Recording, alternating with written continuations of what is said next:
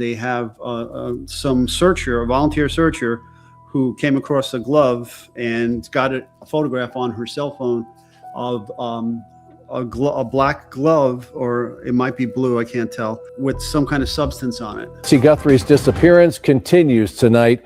Neighbors say fear is still lingering in the area. Investigators say they're not ruling out the possibility that more than one person may be involved.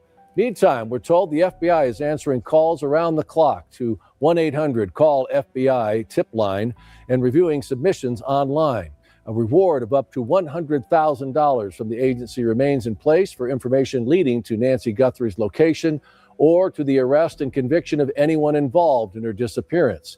88 Crime is also offering a reward now of $202,500. Sean, the latest is in regards to a Tucson couple who wishes to remain anonymous, who tells me that they have found 2 gloves less than a mile away from Nancy Guthrie's house, one appearing to have blood on it. And we did speak with them exclusively.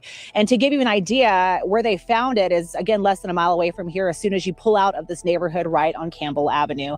All of this happening, they tell us, on Wednesday at 10 p.m. The couple tells me they felt compelled to help because they live in the area. Well, you have to always be careful with this because we've seen this. Gabby Petito.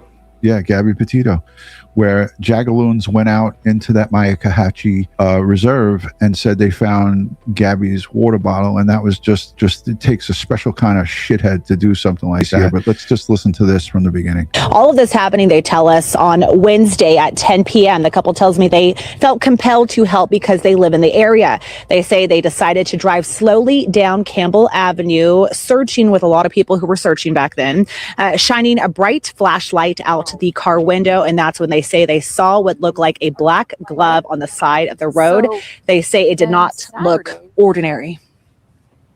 Sure enough, it was a black glove in the desert, and we found another black glove within, what, 10 feet of that?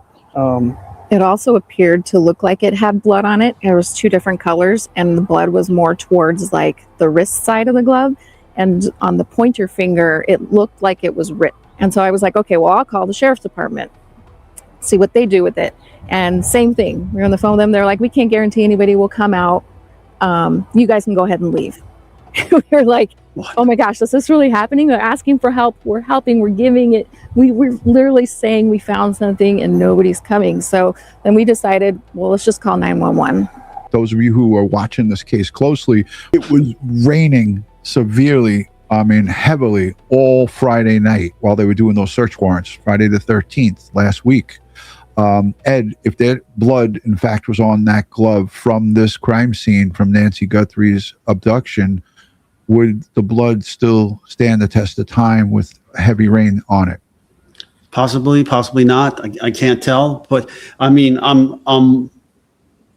mystified here. We're like, oh my gosh, is this really with it? Was ripped more towards like the wrist side of the glove, and on the pointer finger it looked like it was ripped. And so I was like, okay, well, I'll call the sheriff's department, see what they do with it.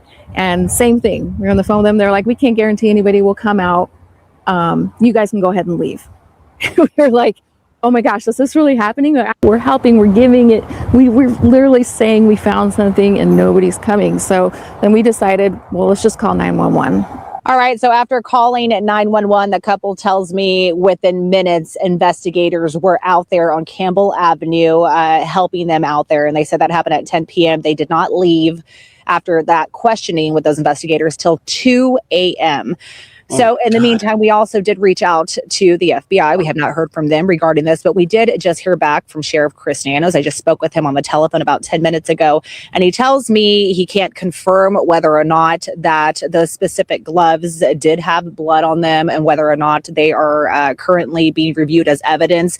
But he did say if it's something that 911 was called out and the investigator showed up and it was taken as evidence, he can't see why it was not. They were not sent for evidence. Ed, to you, my CSI expert, he's shaking his head. Tommy, Ed.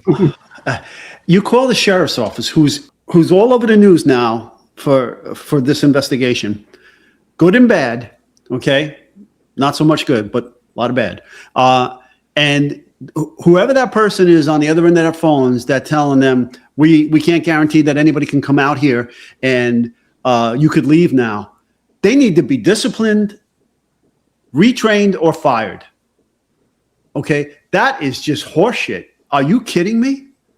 Okay, so she had to call 911 after calling the sheriff's office direct to get and who's getting dispatched here? It's going to be the sheriff's office. Yeah. Okay, because that's their jurisdiction. The city of Tucson Police Department is not coming out there. Okay, the Indian Reservation Police aren't coming out there. Okay, this is their jurisdiction. I know that we have only the NYPD to compare to this, but if someone calls into the precinct, into the station house and says, hey, we found a bloody glove on Van Sinderen and Sutter, I think like 3 RMPs, police cars, will be there like in minutes, right? Absolutely. I mean, hey, lady, they'll be racing to yeah, get hey, that lady, bus. we'll see. You could just leave it there. You know, don't even put a flagger or a marker by it. We'll figure it out. Oh my God! And nurse, not lawyer, says, Ed, your standards are too high.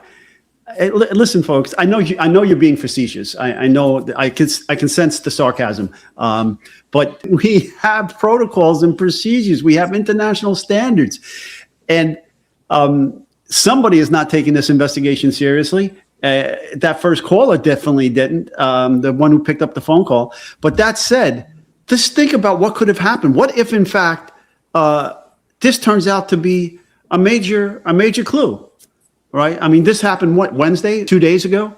So what if it turns out to be the missing piece of this puzzle? Yeah. There's no excuse for this. There's the glove. There's the glove. And it looks like there's a red brownish mark here. Right? Ed, did you see this? Yeah, it's what we call an RBS, a red-brown stain. As former professionals, it's disheartening to say that I'm being nice. But this sheriff, if he was a leader, he would have been telling people, I want action on anything, especially if it's something like a bloody glove. Because this is a guy who has 550 sworn officers in the Pima County Sheriff's Department. He has enough manpower to send somebody out for something like this. This is Absolutely. For the investigation that's on the national and international stage. So if you got somebody calling in and said, I found a bloody glove, whether it's a fake or not, whether it's planted, whether it's put there for attention, you still have to go and investigate it. This is not a great look for the Pima County Sheriffs, but somebody picked up that phone and told them, I don't know if we're going to be able to get out there, but you can leave. Right. But once they called 911, you had a cop car there immediately because 911 is a recorded and documented line. And these people are just saying, this is a hoax. You know, you don't make that decision from behind a desk.